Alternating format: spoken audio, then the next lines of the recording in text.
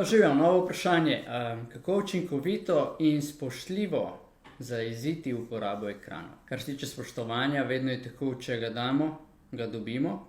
In ko ga damo, še posebej, kar se tiče otrok, je tudi prav, da ga zahtevamo nazaj in jih tega učimo. Zdaj vprašanje je, če res sami sebe spoštujemo. Ker samo oseba, ki sama sebe spoštuje, tu žareva na ven in pol to tudi dobi. Tako da, to je eno za pogledati se v ogledalo. Druga stvar pa, najlažje je zdaj, če je šlo že čez rok, se pravi v smislu, da ste otroku dovolili uporabo in niste tu zajezili že od majhnega in imeli vedno nek dogovor, da rabi nekaj narediti, če hoče to imeti, in to omejili na količino ure, ki jih lahko uporablja, bo zdaj malo težje to aplicirati, a ne?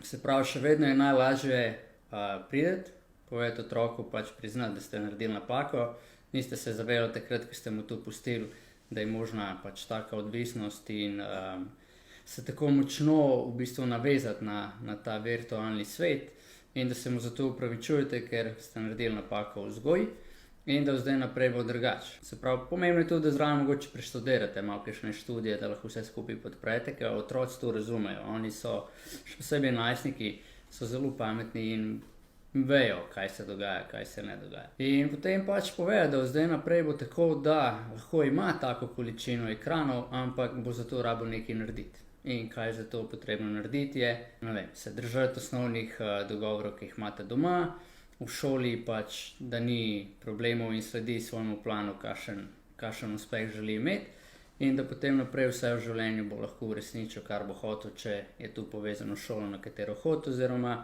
kakorkoli hočete vse skupaj zastaviti. Ampak pomembno je, da je tu jasno, da se tega držite vi in nikoli ne odstopite in niti za centimeter ne popustite.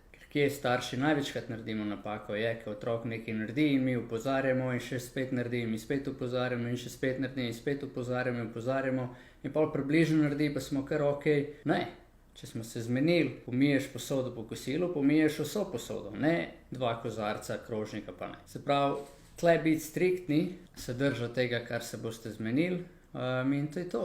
V bistvu za samo zajezitev ekranov, drugače pa če je šlo predaleč, če je otrok odvisen od tega že tako, da v bistvu se z vami krega oziroma tepe in ratuje nasilen, pa ga je treba pač prijeti in peljati na kliniko za odvisnost.